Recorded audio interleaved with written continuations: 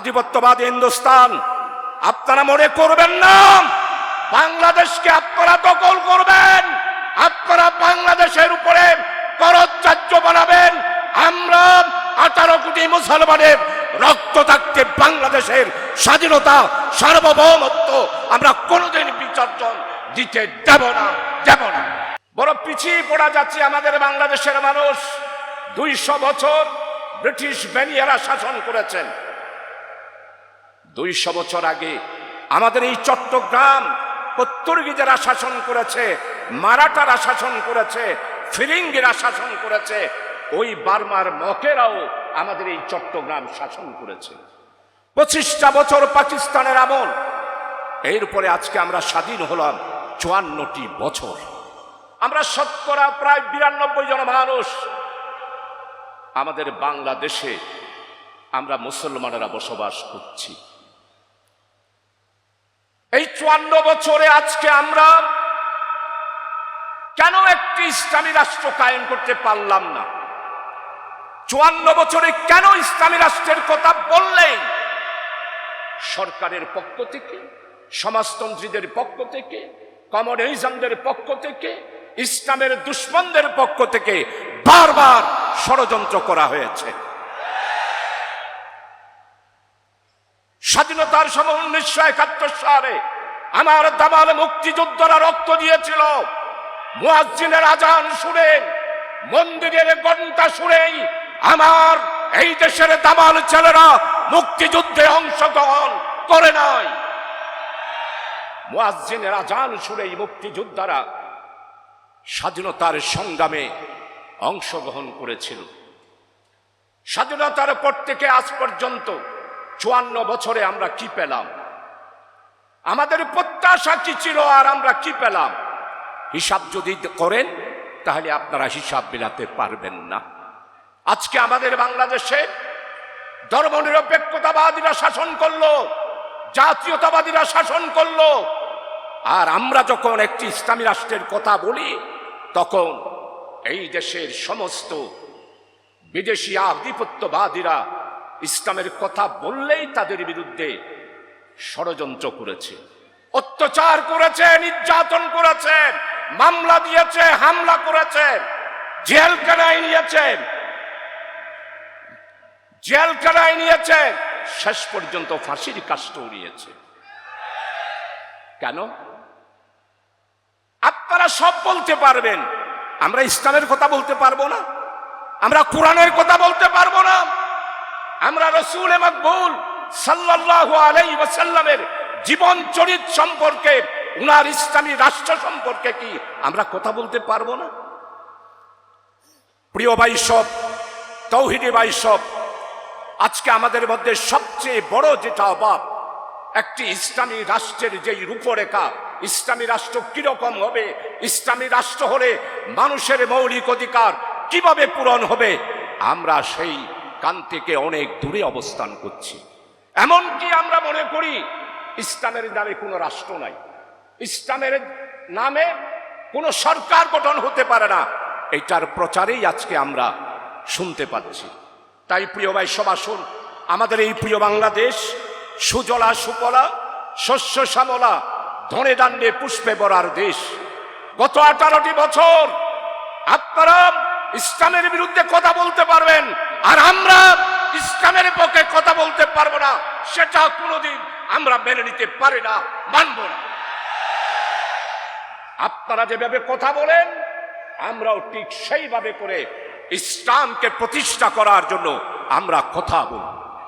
প্রিয় ভাই সব, 56টা মুসলিম দেশের মধ্যে প্রত্যেকটা মুসলমান দেশের সাথে আরেকটা মুসলিম দেশের সম্পর্ক আছে, বর্ডার আছে।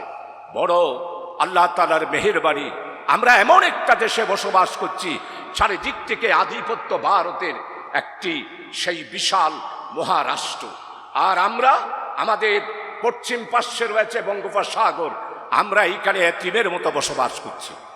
বাংলাদেশে আপনারা অন্য রাষ্ট্রের সাথে সম্পর্ক আমাদের বর্ডার না থাকতে পারে, আধিপত্যবাদী হিন্দুস্তান, আপনারা মনে করবেন না বাংলাদেশকে আপনারা দখল করবেন, আপনারা বাংলাদেশের উপরে করজ বানাবেন।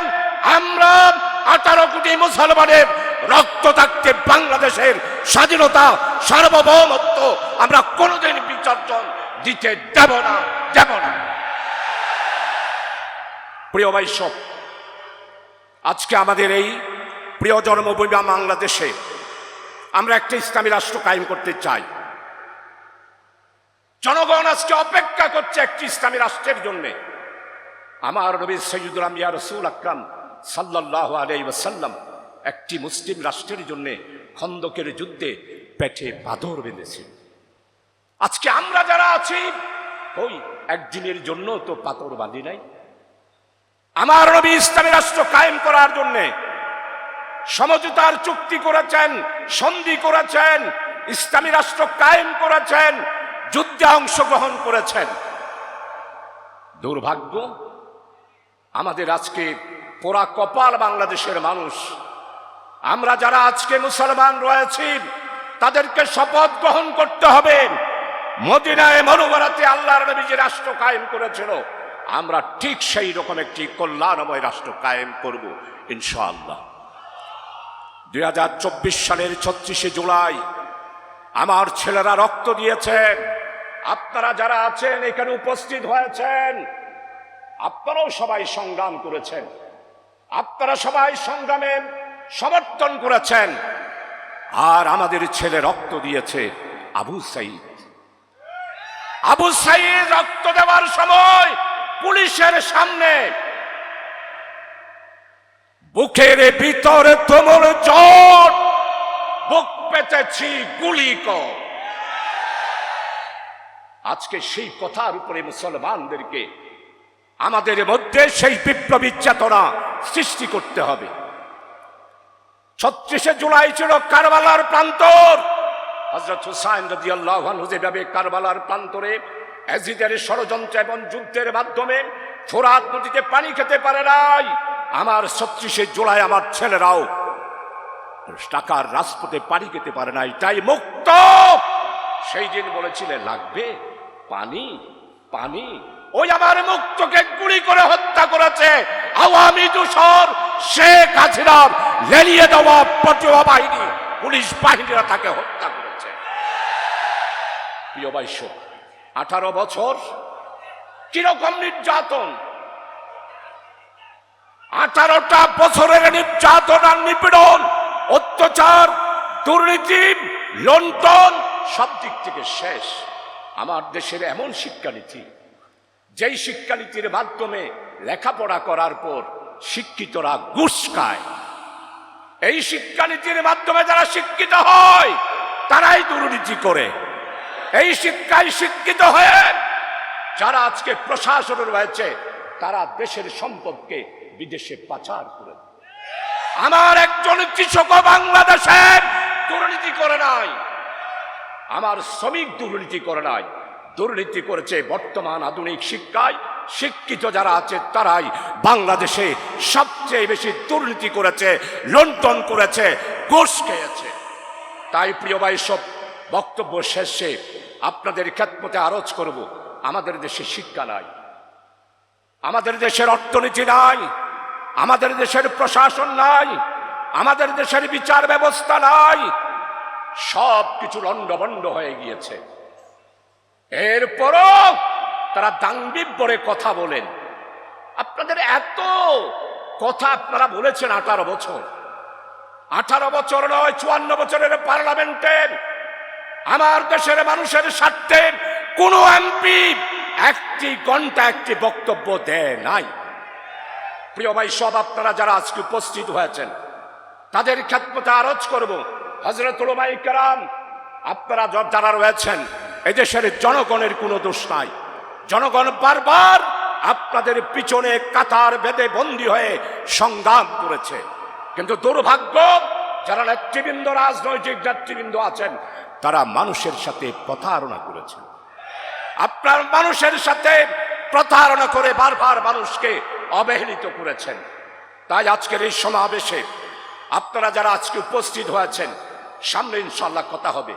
আজকের দোয়ার মাহফিল, দোয়ার জন্য এসেছি, মোনাজাতের জন্য এসেছি। আল্লাহর নবী সৈয়দুল আম্বিয়া রাসূল আকরাম সাল্লাল্লাহু আলাইহি ওয়াসাল্লামের হাদিস, আদ-দুআউ মখুল ইবাদত।